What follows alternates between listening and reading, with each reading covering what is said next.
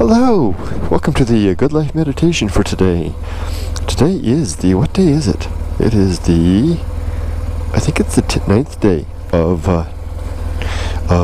March 2018. I'm here in Wrightwood, California. Isn't that pretty? That's the Wrightwood post office right there. Lovely mountains up there. Seeing all the locals coming by to do their postal things. And I just came through the lower end of the mountains, and now we're gonna take a drive. Oops, I forgot to plug that in. Hey, not the hell with it. I'll plug it in later.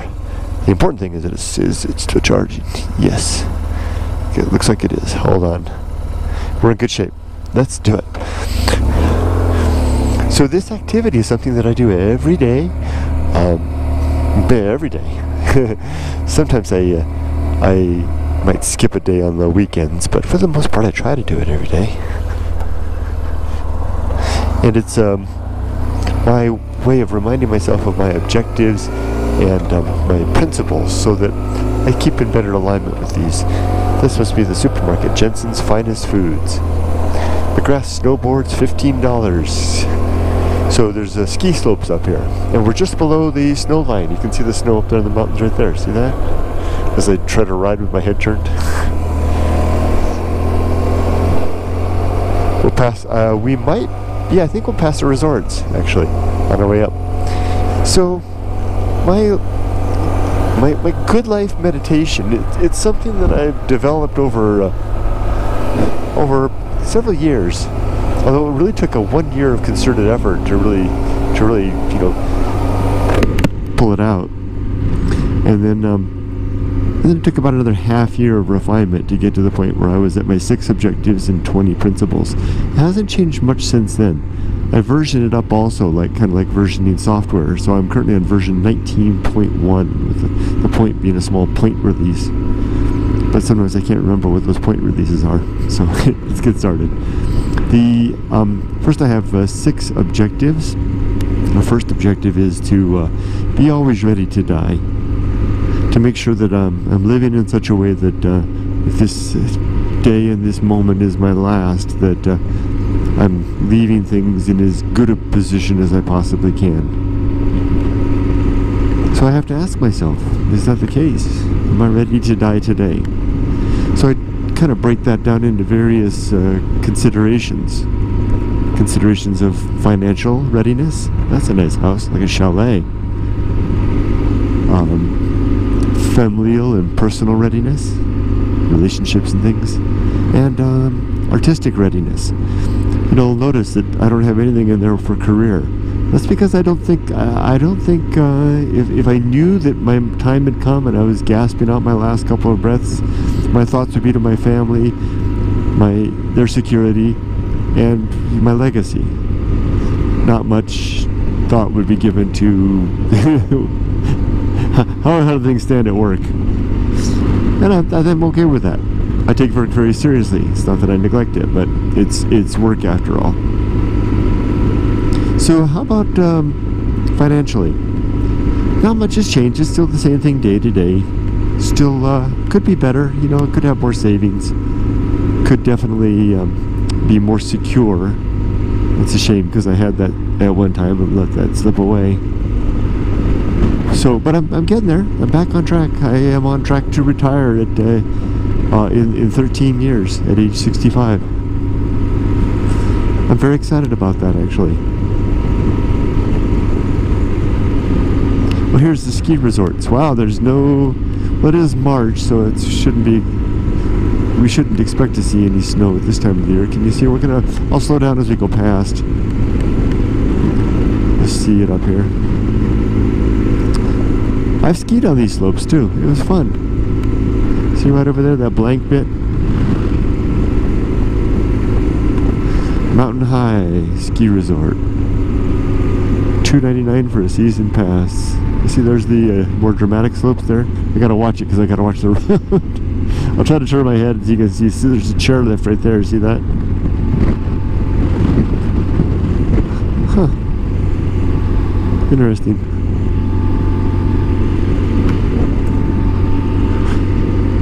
So how about personally? Oh, I know about the financial thing. financial thing, one more bit. That is my catastrophic disability insurance. Still haven't pushed on that. I still need to work on that. Darn it. Oh, here, we're in the snow line now. Look at that.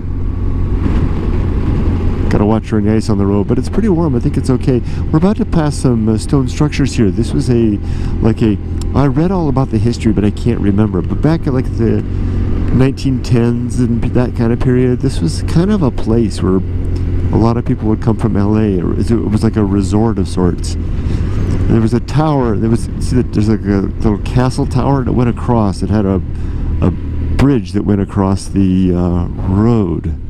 This thing right here. It's a forced information place now. Don't even think it's open for that matter. But, you know, it's like, you remember in that movie Dirty Dancing? The family, the doctor's family went out to that place for the summer resort.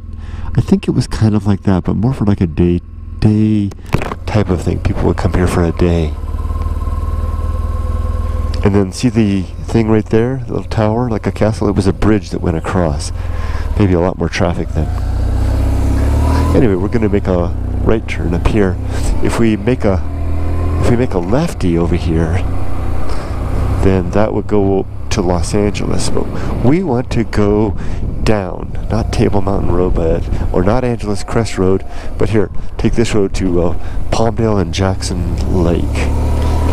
To grandmother's house. That's where I'm headed. I'm going to go see my mom. Let's see how my calculator, my map is adjusting. It's upset because it wants me to go back and take Highway 138. This is a very pleasant road. We should have a nice time. So, yeah, I haven't taken care of that catastrophic insurance. Still going to be working on that. So I just crossed over. The map tells me it gave up. It's not, doesn't want to send me back. Now it wants to send me forward. So I've passed the point of no going back, so to speak. So how about personally with my relationships? Well, yeah, you know, I think whoa, this could be, you got to watch out. Dark shadows here in the snow line. Got to watch out for ice on the road, even at this time of the day. So you got to be very careful. Be on your alert, Kurt. That was scary right there. Hopefully that was the worst of it, because it's just going downhill from now. Let's try to ride over here in the sunny parts, or avoid the shadows. I think my relationship with my wife and daughter are the best they've ever been. Of course, my wife and I had more carefree times when we were very young. But that can't be expected to be around, so we have challenges to face. But we're handling those very well. Now what I'm saying is we don't have as much time together because we are parents and we have jobs and lives of, you know, the family life and all these other kind of responsibilities. Not to mention our personal interests.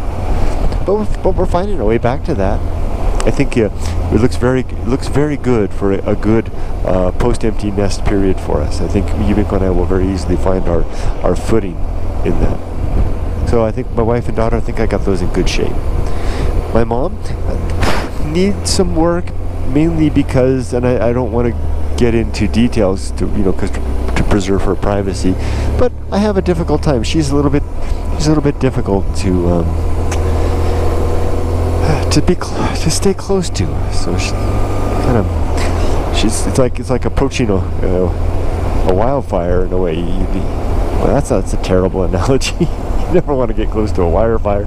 I can't think of a good example. You know, you might want to get close, but there's forces about the thing itself that prevents you from getting close. So efforts like today's effort, look at that beautiful image. Effort like today's effort are the things I like to do, and I'm really happy that she invited me up, because usually I try to come out to see myself, and she will only let me do that so much before I'm basically told to back off. So I'm looking forward to my visit with her today. My brother and I we're probably as close as we could be at this point in our lives, especially given the very different lives that we've forked off into. But I think that's okay. I could be closer, definitely be closer to his family and my other relatives. Just whoa, here come, ooh, dark area. this little campground. You can. I like the picnic area, or maybe you can camp there. Yes. As for friends, really, that's a hopeless, that's a lost cause for the most part. I really have stopped maintaining any friendships, with the exception of some friendships at work. It's not that I don't enjoy people.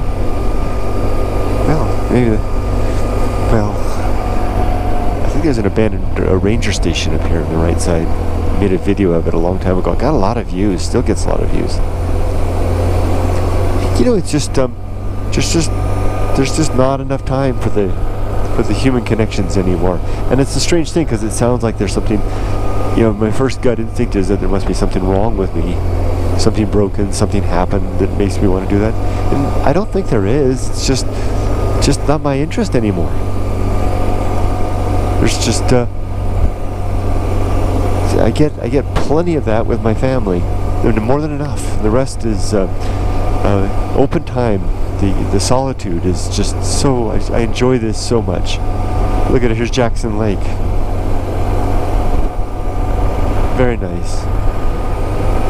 So it's not a rejection of the people necessarily as much as simply a more firmer allegiance to the type of life that I really do want to live, which is less social. More going alone, so to speak. So do I dwell on that long enough? I think it's a good day to die for all those. Am I creativity on? Yeah, I think that's good too. The book's in a good state. I can go at any time. There's just always more to add. The proverbial icing on the cake. Next is the ranger station should be just up here, around two or three more twisties, and it should be on the right side. The next one is there it is right there. See that? Stopped there and made a video there maybe 3 years ago. Kind of poked around that old house up there. Uploaded that to YouTube, and in the kind of the vein of Abandoned Japan. I was really startled recently to discover how many views it was still getting. A perennial favorite. Next objective is the objective of good and effective use of time. Now we're dropping below the snow lane. It shouldn't be so bad on the road. My mom is way out there, dead ahead, out there in that open desert. Let's stop for a second, and not literally, but well, maybe literally. Kind of nobody behind me. Kind of gaze out over the great desert.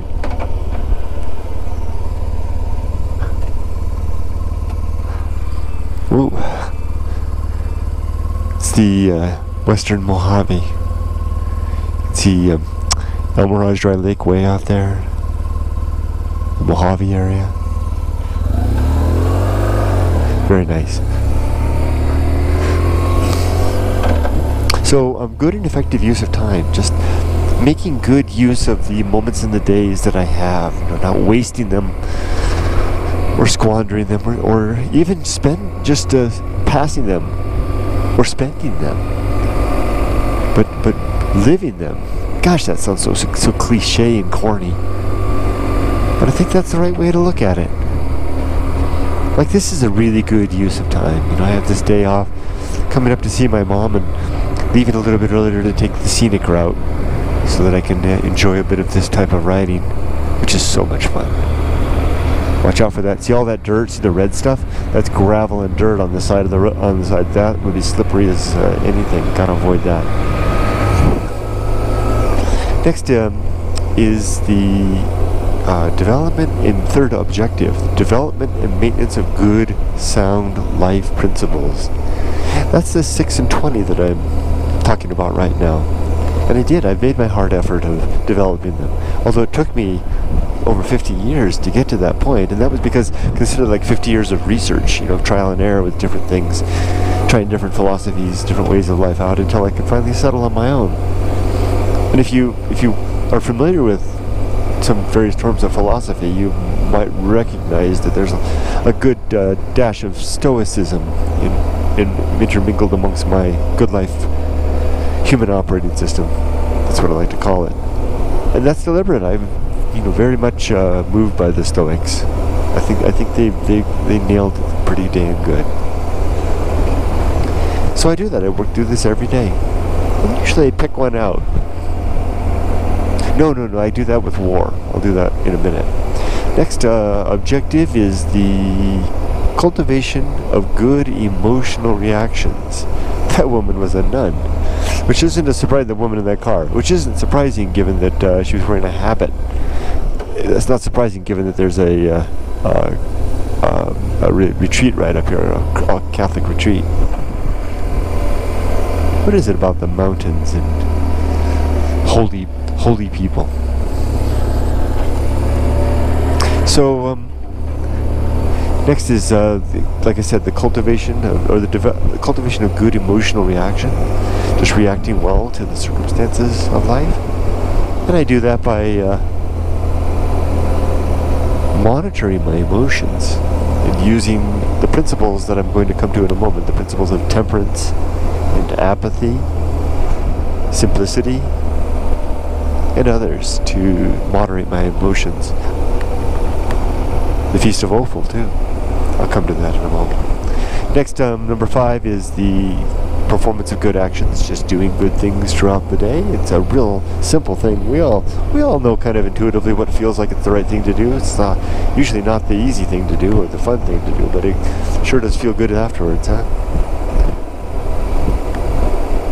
And I don't think that's anything mysterious or spiritual about that fact. It's simply that we're being rewarded by our biology for behaviors which will contribute to the common good and help ensure our survival. There's some hard coding in there that rewards us for that.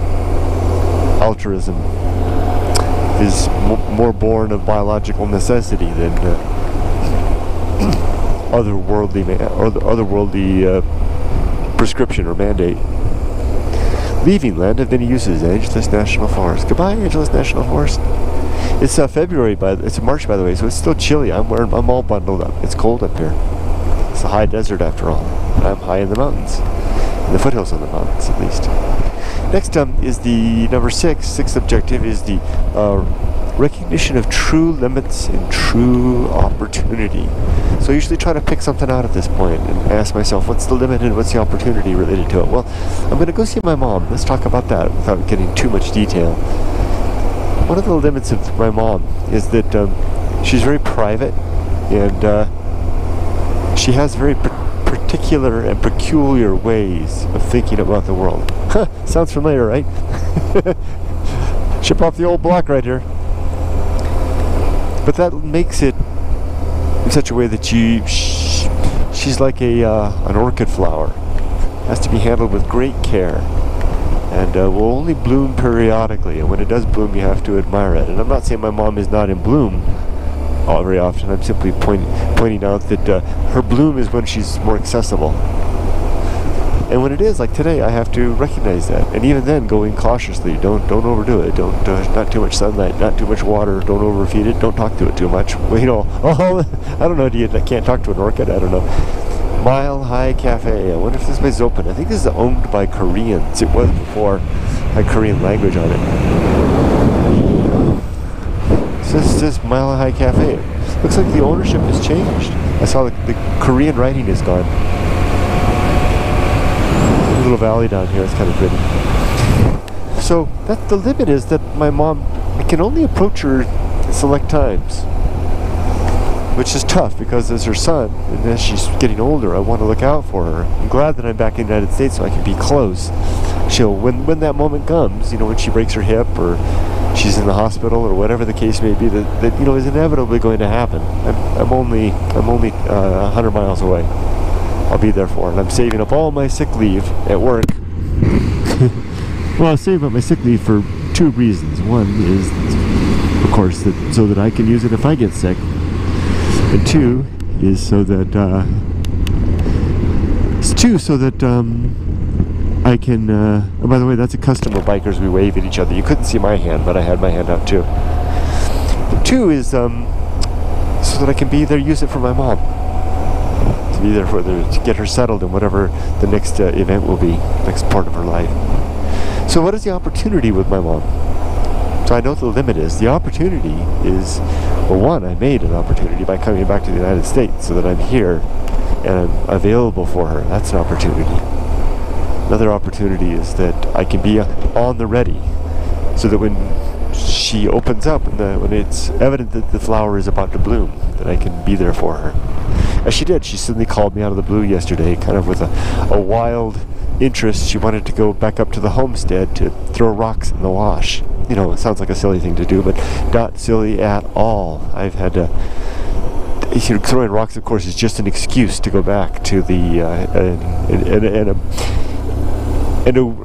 clearly and a willingly feigned excuse. And a beautiful one for that, and I admire her openness in that. To want to go back to a place from the past, as old people in particular want to do. I've been commenting on that on Facebook lately. Their eyes in the rear view mirror more and more. So she called me up, and I had planned to do something different today. I had actually more practical things to take care of, still including calling for the catastrophic insurance. So I just, as soon as she said, well, I would love to go up there, up to the homestead, up in Lake Hughes. Our place was called Moonshadow Ranch. I'd love to go up to Moonshadow Ranch and throw rocks in the wash. So because I do this activity daily, and I'm trained myself to be ready for things. I saw the opportunity there. And I simply, sat back, and I'm not congratulating myself in this, but I'm pointing this out for the edification of myself and anyone else, that by reciting this stuff and talking about these principles and objectives of my own and your own, if you do it to yourself, every day, they're immediate in your mind, and they're right there. As soon as she said that, my knee-jerk response was, well, how about tomorrow? Just because in terms of priority, the opportunity to come see my mom versus to do practical things, there's no triage there. Immediately reveals that the former is more important. So here I am on my way. She seemed to kind of be startled and taken aback, like she didn't expect that. And she's since changed the plans. I called her up earlier to tell her I was on my way, and she changed her plans to do something completely different. So that's okay. I don't care what we're doing as long as I get a chance to see her. Oh, here I see some road work up here. Look at the rocks in the dirt there. Oh, we've got a stop sign.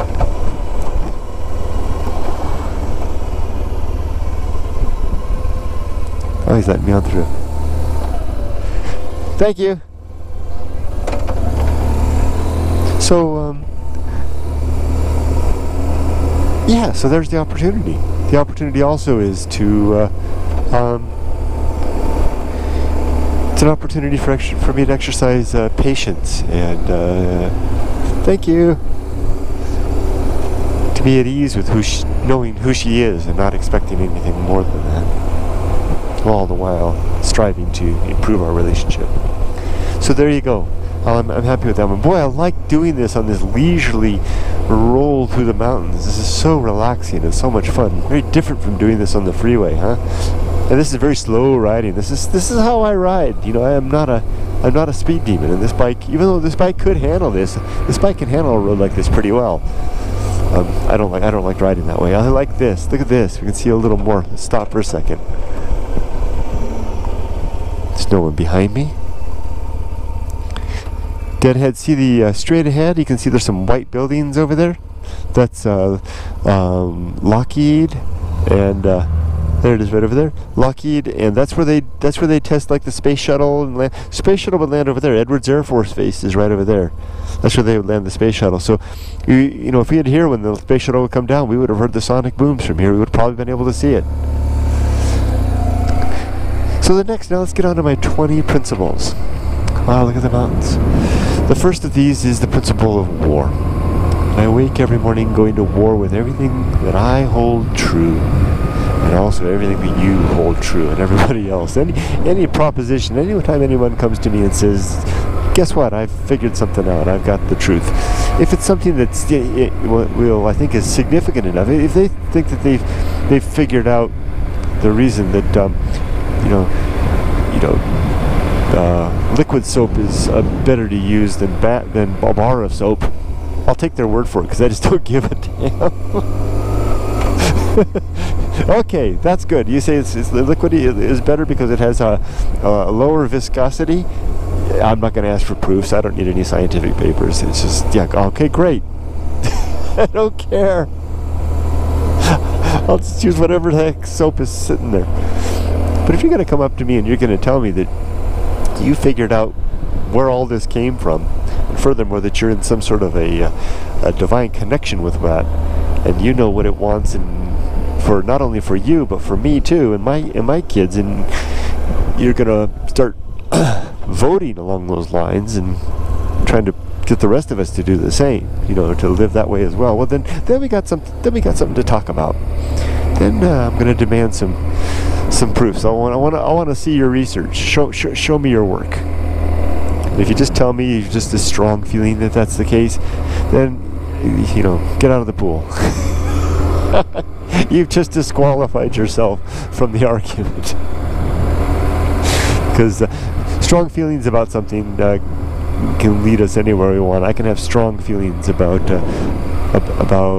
any one of the pantheon of deities that have been attributed to creation, and the management of our world has been attributed to, and I can get to believe in any one of them through strong feelings. This has been witnessed through all the passage of time. You need something more than strong feelings, and by the strong feelings, of course, I'm just putting another description for faith. Wow, look at this. How would you like to live there?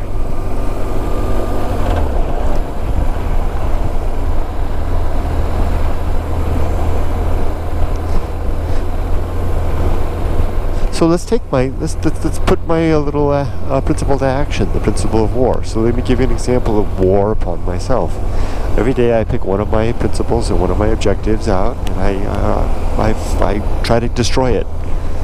Because nothing would please me more than destroying one of my objectives today, or one of my principles. I would love that. So last time I did this, I think that was what was it? It was the Homunculus. So that means the next one would be the home of good and evil. Hopefully that's not the one I did last time, but it's a good one to do. So the home of good and evil is simply, and I'll get to it in a minute, is a principle that describes that since our sense of right and wrong, good and evil are not brought to us from on high.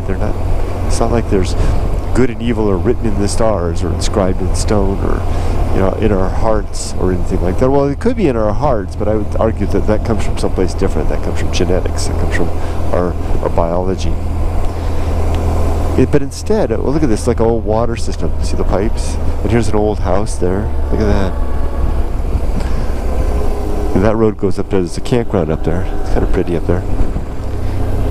So, I argue that good and evil, instead of being absolutes out there in the universe, I don't think the universe gives a damn about us. The only thing that really, we're only real absolute that seems to come from nature is life's mandate to survive and pass on our genes to another generation. That seems absolute, and it seems to be common throughout all life.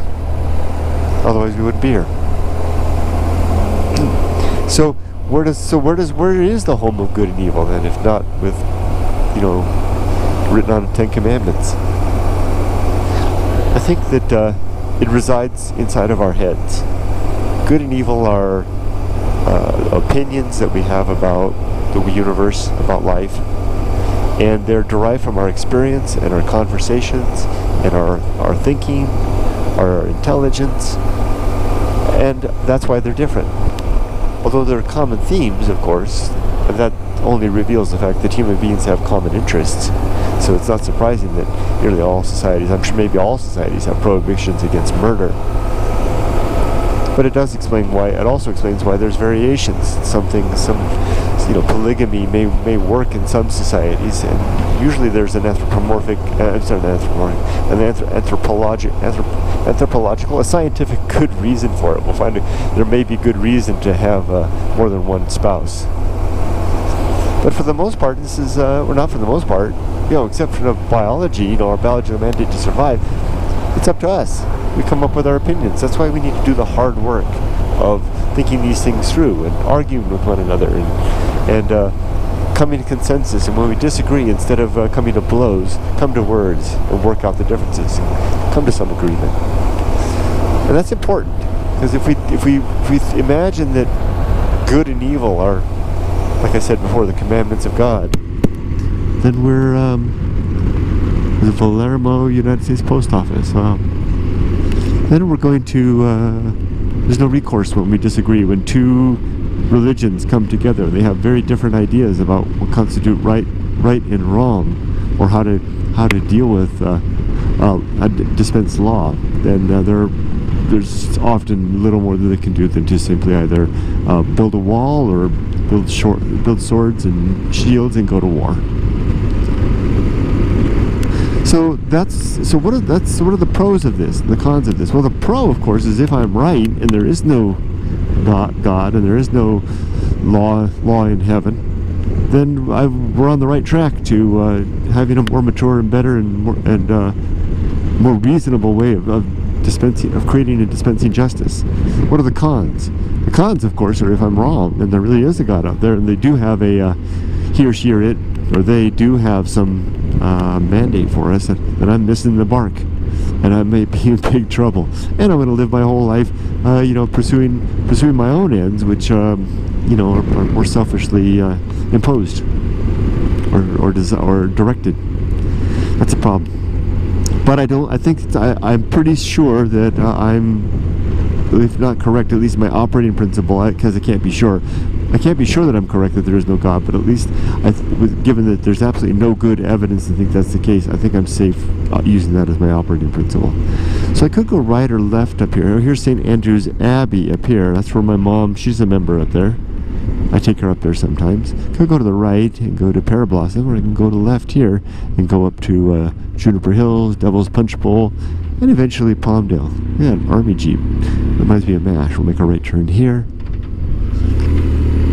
Good old house up there, burned up one. So there you go. So yeah, going to war, and that's a good example of it.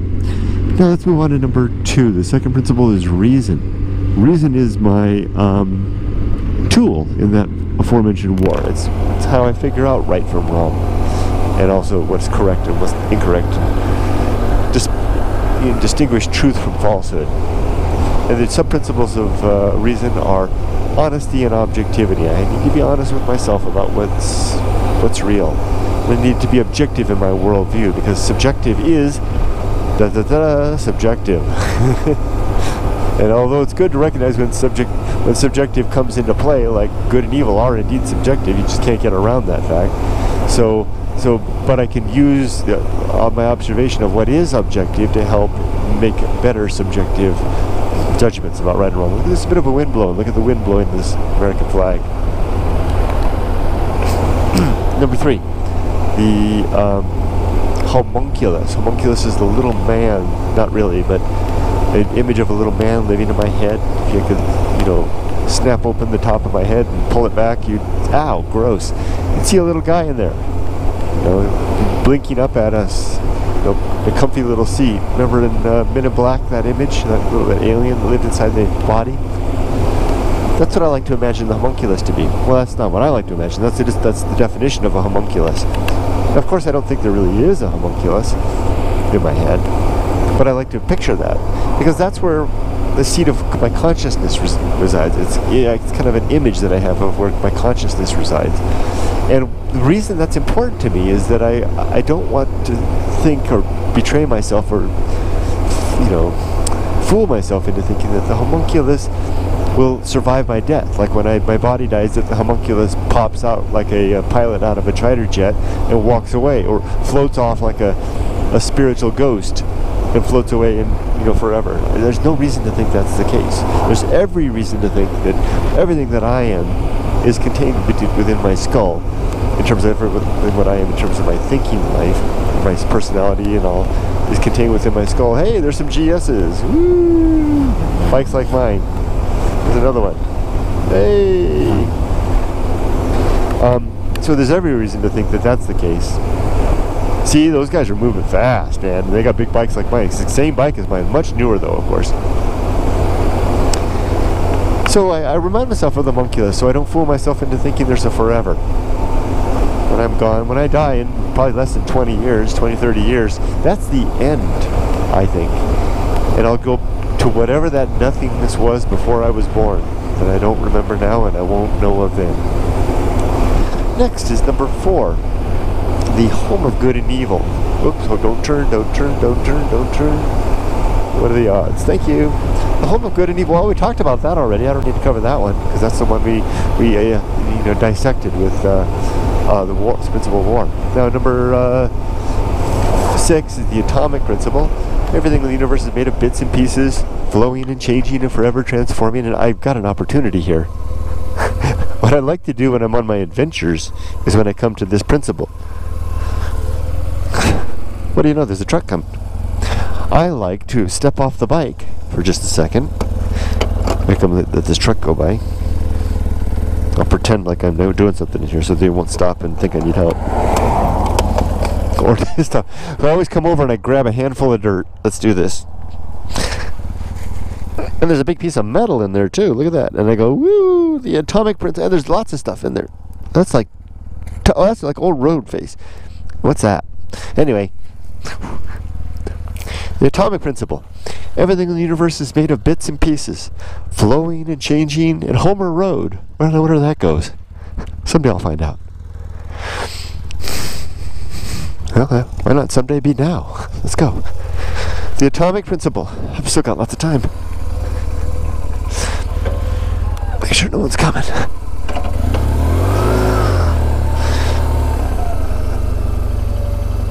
Everything is made of bits and pieces, flowing and changing and forever transforming. And so too you and me. And pretty soon when I'm dead, my body's going to rot and decompose, and I'm going to go back to being dust and energy. It's good to remember that, so I don't fool myself into thinking, again, I'm forever. There's a stop sign on Homer Road. Oh, that doesn't go very far. That just takes us over to this other road. Oh, that didn't go very far. Longview Road. Now, I know where that goes. That takes us down to the other side. So, well, what do I thought road was there? It must have been just like a shortcut. I know where that goes, and that's not where I need to go. Looks like there's an old part of the road, or old road over there. See, I'll go up here, and we'll make a right. We'll go right back where we were. The Homer Road, that must be the shortest road I've ever been on. Okay, I remember there were some short ones in Japan. Nice view, huh? Next is the principle of nature, principle 7. Everything in the universe has, and this is not nature like, the birds and the trees and the mountains, like all that. This is nature as in the nature of things. And everything has, I just saw a sign that says, we'll find the water you need. It must be Dowsers. Hopefully they're more scientific. Everything in the universe has some particular nature, and it's worthwhile to recognize what that nature is so that you can live in better accord with it. And as long as I'm on the topic of seeing my mom, this is something that I commonly do throughout the day. As I approach something, I ask myself what the nature of it is. For example, this morning, I'll just make another slight divergence. I was walking the dog, and there's a woman in our apartment complex that likes to walk her dogs without the leash. And as I was walking, I saw her and her dogs, and I asked myself, what is the nature of this situation? Well, the nature is that the woman's got the dogs off the leash. They're probably going to run over, and my dog, who doesn't like other dogs, is going to get upset and try to bark at them and maybe try to bite them. And there's nothing I can really do because the dogs are off the leash, so she's not controlling it. So this is going to happen. I quickly assessed that situation was going to happen, and I asked myself, what are the limits and opportunities here? My limit is that I can't do much about the fact that the dog's off the leash. My opportunity is that I can exercise a little temperance and not getting too upset about the fact if it unfolds that way. And I have an opportunity to very politely tell her that I don't appreciate the fact that she's walking her dogs in this very public area without a leash, because she's moving the burden of restraint onto strangers and who are being more civic-minded. So sure enough, it all unfolded just as I thought, or I shouldn't say just as I thought. It was reasonable to think it would unfold that way. I'm not complimenting myself. I'm just pointing it out. Her first dog came running over in kind of an aggressive stance. I don't think it was going to attack Ollie, but it kind of did. But Ollie, of course, went nuts as soon as it got close, and I pulled Ollie back, but the other dog got closer, so they got in a little tangle. Nothing too bad, but I thought it warranted for me to say something to her. So when she came over and grabbed her dog, she didn't even apologize. All she did was say that, he's usually not so aggressive. So as soon as she did, I very calmly suggested to her that she might consider, because she had a leash with her, she might consider using the leash. And then her other dog came over, and Ollie did the same thing with it, and we had another thing, and I reminded her after that, I said, see, and I said kind of in that plaintive voice, see, we wouldn't have had to deal with any of this if you just consider having the dogs on a leash. And she said, yes, I understand. And she put her dogs on a leash, and that was the end of that. So that was an example of how having these principles and objectives right there at my side, I can use them. It's like I really do enjoy saying it's like a superpower. And so what is it now? What is the nature of this situation I'm about to have with my mom? Well, the nature is that she lives alone with her dogs.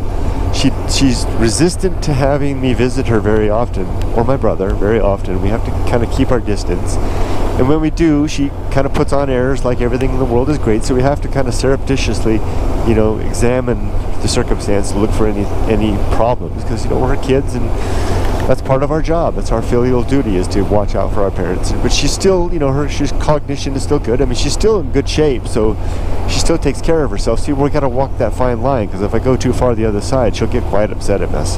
She'll then throw up the walls for a long time. So I have to do that very on the down low, so to speak. So the nature of my mom, that's the nature of the circumstance. And the nature also is to limit my visit to no more than 2 or 3 hours, because she tends to kind of get a little, difficult after that. She'll want to pick a fight probably. So, time it in such a way that that's part of the reason why I'm kind of taking this more leisurely road trip out, so that I'll be there in time to have a lunch and spend a couple of hours, do whatever it is she wants to do. She's got something in mind. She didn't tell me exactly what it was, and then I'll be able to make a timely exit. That's the nature of my mom. That's the nature of the circumstance, and that's the nature of this visit. So good. So what's next? And so I do that with everything, all throughout the day, asking myself about the nature of every circumstance. The next one is, after the principle of nature, is the principle of maturity. Maturity, and it has 2 sub-principles: wisdom and fortitude. And you gain wisdom through, trial and error, through the living of life. And then fortitude is our ability to then take that wisdom and make good use of it. And wisdom without fortitude is kind of a wasted asset. It's like having savings and burying them in a can in the back out here in the desert, and then forgetting where you buried it. I mean, you're never going to use it. Fortitude is what allows us to take that and put it to practical ends. And you can gain fortitude at an early age through practice. That's what militaries do, right? They train through boot camp and other exercises. They train the young men and women to have fortitude, to take the orders, the wisdom, so to speak, of the generals, and make that into action. So it's a rare person that can have both of those qualities, especially at a young age. Next principle is the social principle. Look at around us. Look at all this trappings of society everywhere. We're social animals. Even though I spend a lot of time alone, I'm a social animal too. And I know that it's in my best interest, in the best interest of others, if I have first and foremost social aims in mind. So I do that. So I try to work to be a social human being. And I'm very happy that I work in a job that promotes the social end, social well-being as well. Looks like the flags on the stop sign. I bet a lot of people forget about it. So, you don't have to be social all the time. Witness, from my example, for example, I'm certainly not social all the time, but I know that that's my best time. And I can fortify that, I can enhance that by doing stuff like this. Coming back from an outing like this, where I'm going to be driving alone in the desert, doing this kind of stuff, I'm going to makes me more social and concentrates that experience.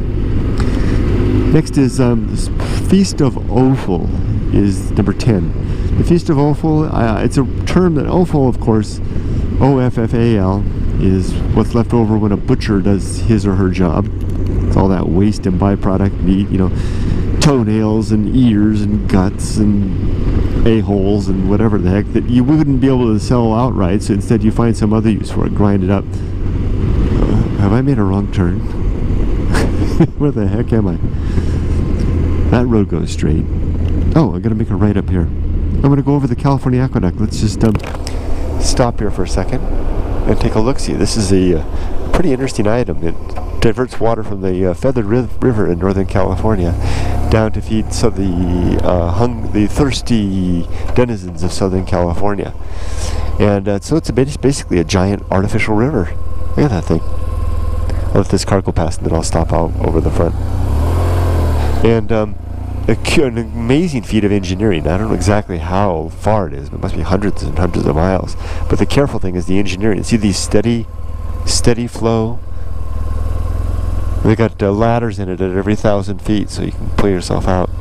Never swam in it. I was tempted to when I was a teenager. A group of us were going to go do it, and then one of his teens. It was kind of a thing to do when I grew up out here.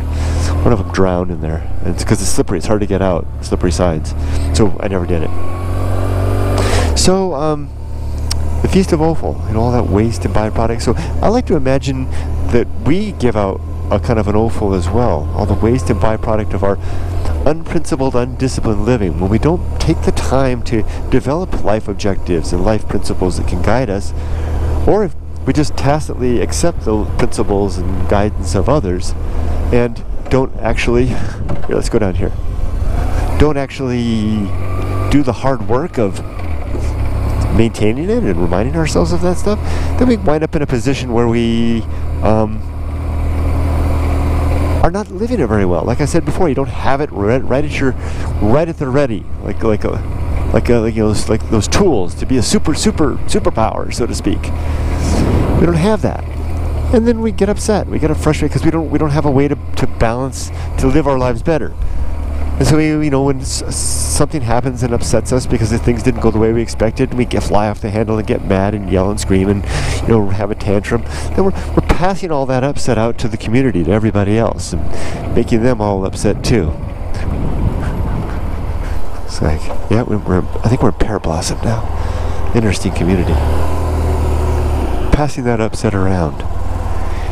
And that's what the funny thing is that when we give that out, but what's really curious is that people eat it up.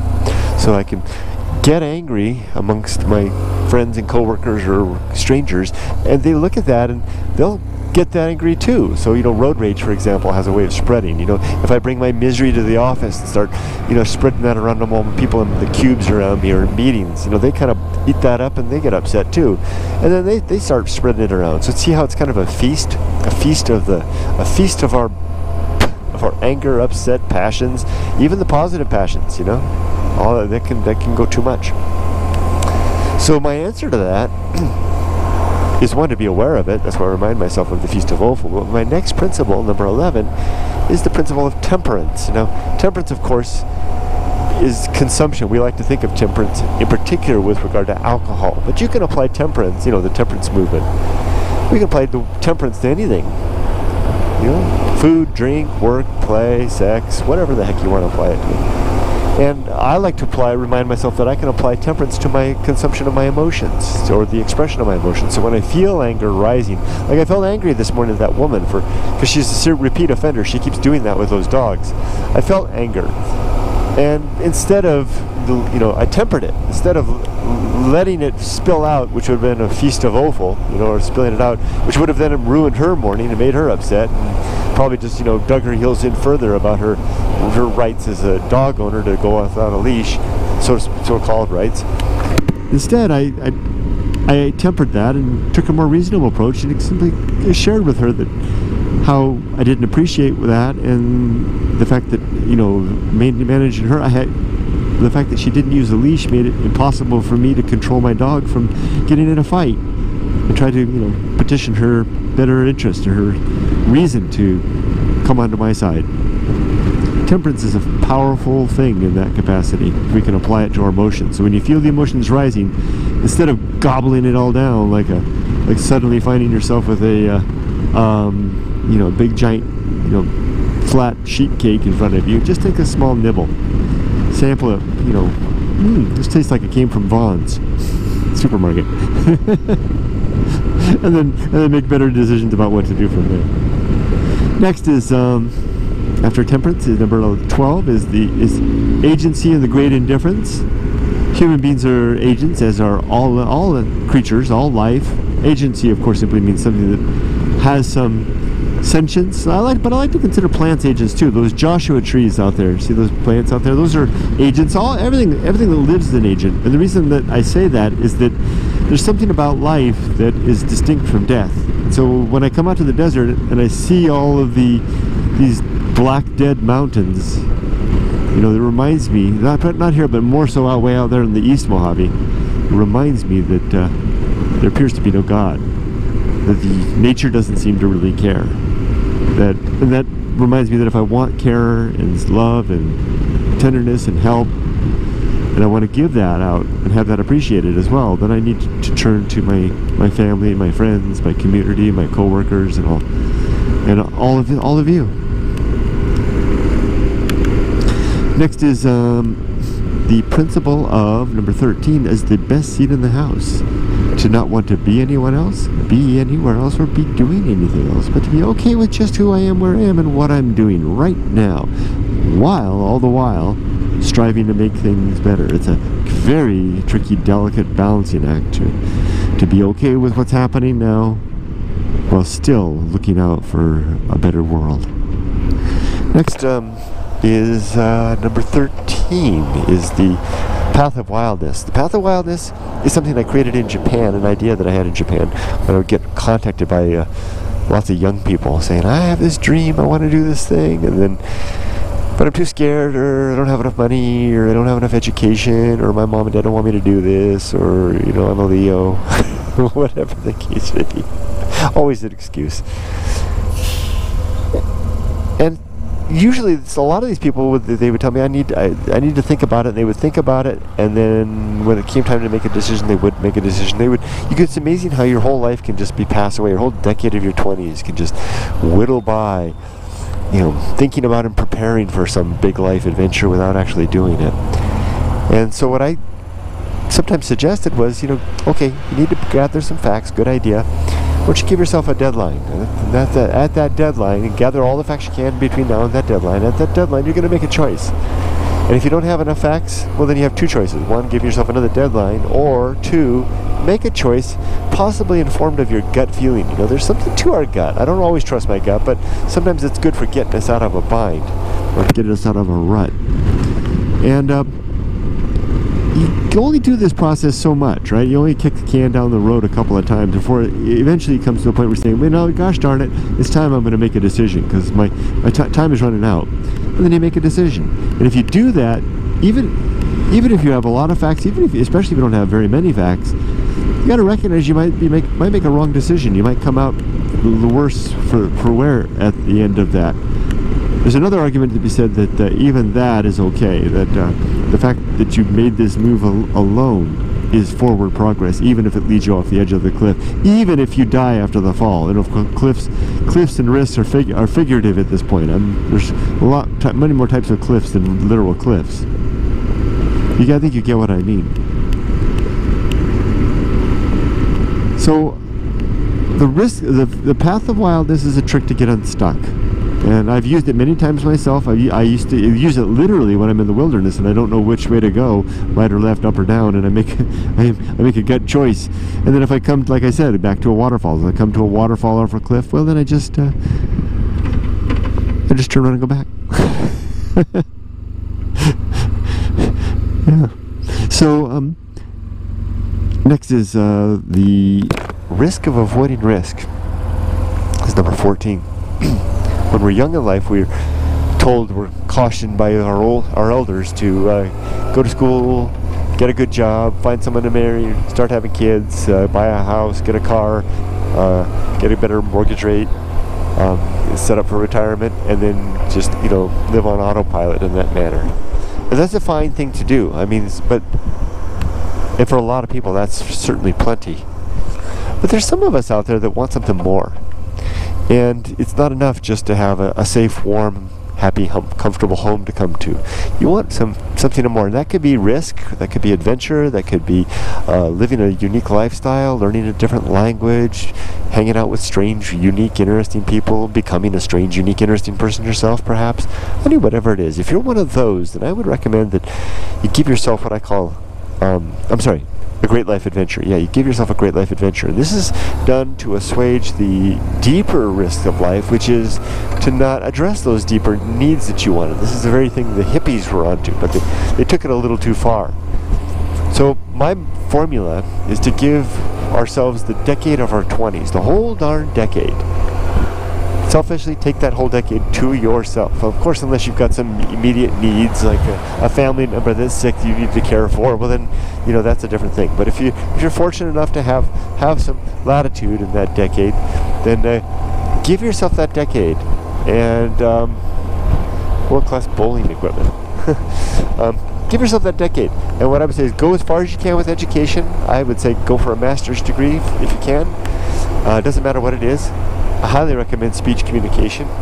That's my own field of study. It'll prepare you for nothing but make you much better at anything. Good monkey wrench discipline. And then after you finish with your education, then go out and have those adventures. Tell the barber you're not going to see him for a while. Grow your hair, travel, learn to surf.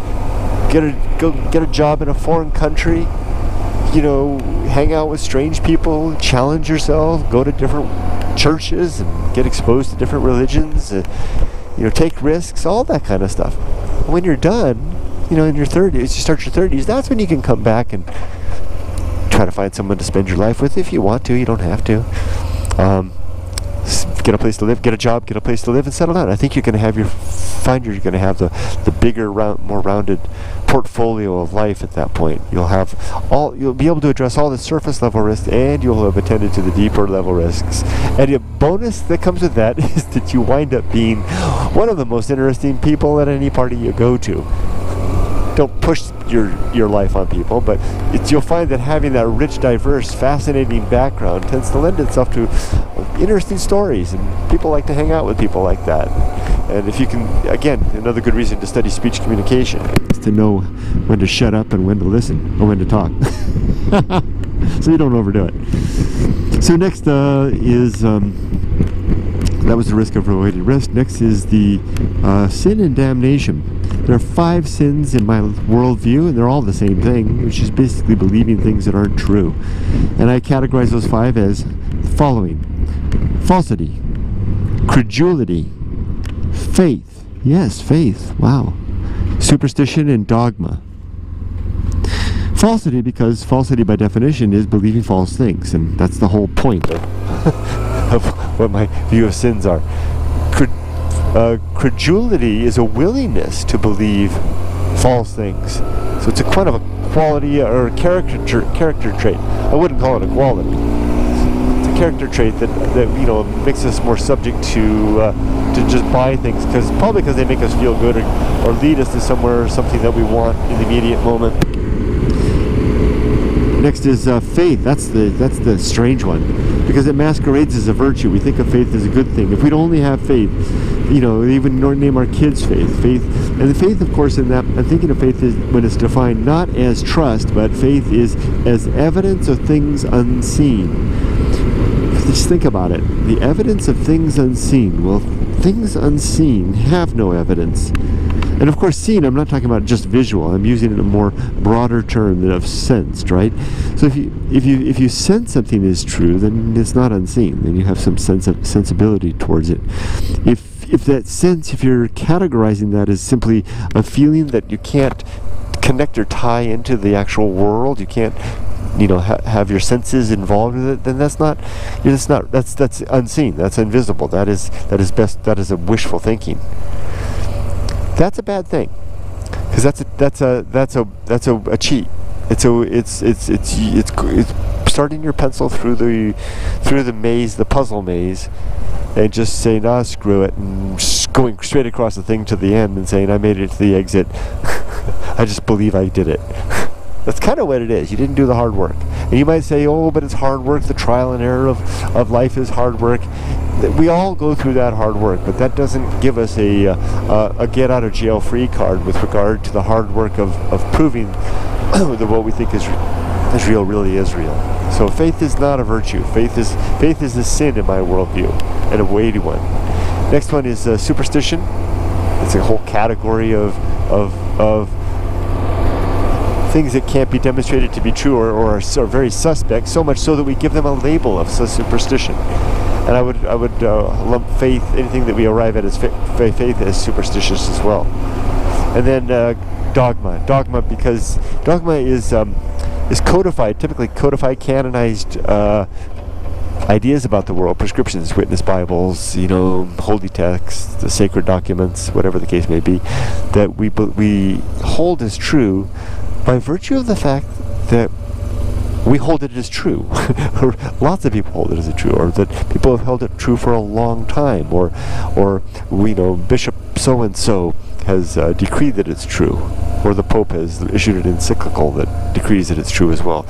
Dogma, those are not good reasons to believe something is true. You need something more than that. And then the consequence of all of these things, of the sin and damnation, of all these, allegiances to falsity, or something that can't be proven at least, is damnation, because we risk living in a world where we believing things that may not be true. And that's a damnable way to live in my worldview, in my book, even if it gives us comfort. I'd rather just say I don't know, and get on, continue trying. And then we're almost to the end. Next one is complete oblivion, when we die. And by the way, we're entering Palmdale right now. When we die, everything winks out. Our body stops working, and our mind stops working. I believe that we don't have a soul, I don't believe that not because I can prove that we don't have a soul, but by virtue of the fact that there's absolutely it's the null position. There's actually no reason to think there is a soul. No one's been able to demonstrate that in any way. So if that happens, if there is nothing after this, then that means that there's no final reunion with the loved ones we love when we die. We're not going to see them again. There's no final reconciliation with anyone that we left on bad terms with. Again, we're not going to see them again. See, of course, meaning, have any interaction with them. And then there's no final justice, because there's no arbiter in the sky, no lawgiver, no justice giver. And those that have committed sins and got away with it in life will get away with it in death as well, although nobody will know better. So better pursue after those things now. Seek after reunion, which is, for example, what I'm doing with my mom right now. I'm almost there. I better wrap up because I'm only about 5 minutes away. No final reunion, no final reconciliation. So that's why I try to reconcile with my mom now. And no final justice. So seek after that now as well. And finally, almost there, the Great Life Adventure. I think I talked about that already. It's with regards to the risk of avoiding risk. I recommend giving yourself your 20s for as many big Great Life Adventures as possible, and then intersperse those through with the rest of your life with as much adventure as you possibly can. And if you're going to live with somebody, spend your life with somebody, make sure they understand that's a part of your life. Be careful. Make sure that they know that before you say I do. Put the ring on it. Because if they don't understand that, then that's going to be a problem. So, for example, before you bother dating, make sure if you're the kind of person that can do it with this other person and they want to join you, then do it together. If they're not, or you're not, then you'd rather do it alone, for example, then make that clear. Say, I do this thing every once in a while, and I pencil it into the calendar, and that's the time when I go off. For me, it's going off to the desert every other week on a Thursday and a Friday. My wife and daughter know that, and they're fine with that. Well, my wife's been watching me do that for over 30 years. And I learned from mistake, because she wasn't clear about that, because I wasn't clear about it at first. But fortunately, it worked out fine. She's comfortable with that. She's got her own thing she likes to do on those times. And then I think I covered that enough. And then last two, next is the season of philosophy. That's a time of life to record what we've learned along the way, the lessons that we've uncovered. This can begin at any stage of life. maybe feel like you got a little nugget of truth, a little something, a bit of wisdom you'd like to share, then I recommend writing it down, or turn on the video camera, tape recorder, get out the pen and paper to write a poem, or maybe paint a picture, sculpt something, whatever the case, whatever medium you use to get your ideas out, then do it and act on it right now, because it'll pass and it'll be gone, and you'll never have that chance again. And wouldn't it be a great thing to leave some legacy for those to follow in your family, at least, so they can remember a little bit about who you were and what you were about and what you learned about. And watch out, though, waiting too long, especially, because if you wait too long, you may find yourself in a position where your mind is still sharp, but your body will no longer cooperate. I don't know what that guy was holding up for me. It looked like a phone. Your body will no longer cooperate, and you may be unable to get it out even though you want to. And last one now, Arena and Utility. That's where I take my mom sometimes for Mexican food. She likes that place. We both like that place a lot. Excuse me. Arena and Utility. Life is an arena for the development and execution of our principles and objectives, and which can hang like utilities, like tools on a tool belt, if we keep them front and center in our minds. Exactly what I try to do every day in this exercise. So that's it. I just done my good life meditation for today. The next step is to, plan out the day. I plan to simply go see my mom now, spend some nice, quiet, comfortable time with her, let her talk, hear what she has to say, try to avoid, any conflict or controversial things that might upset her. Be on the lookout for anything that might be a red flag that I need to worry about for her well-being, and then do whatever it is, whatever mysterious thing it is she wants to do today, and then make a retreat. It's 11 o'clock now. I'll be there in 5 minutes. We should be able to go out and have lunch. Try to make a retreat by 2 p.m. I might take a long way home through Los Angeles hate to work. See the guy's license plate right there, the Mustang, H82WRK, hate to work. No, that's a shame. Well, I guess he's only being honest, right?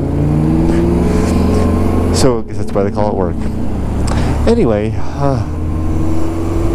that's what I'll do, and then I'll get home. And in terms of expecting the nature of things, the nature of thing was that when I pass through Los Angeles at that time of the day, it's going to be crowded. I'm going to have a lot of traffic. I'm up for that. I can handle that too. So preparing myself for that. All right, everybody, take care. Have a wonderful day. Make it a great day, and make it a good life. Take care. Bye-bye.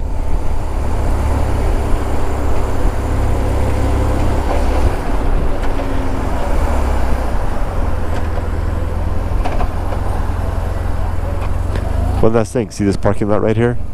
This Andy's Auto Parts right there? When I lived down here, my brother and I would come here. We would get our parts here, park right there.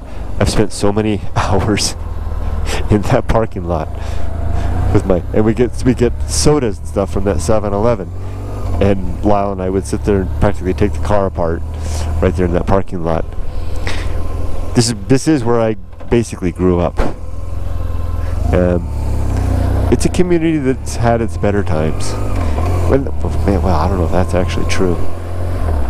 It's still. Oh, I think I found a good politically correct way to say it. It's a community that's still waiting for the start of better times. Yeah. Okay, that's it. Talk to you later. Bye bye.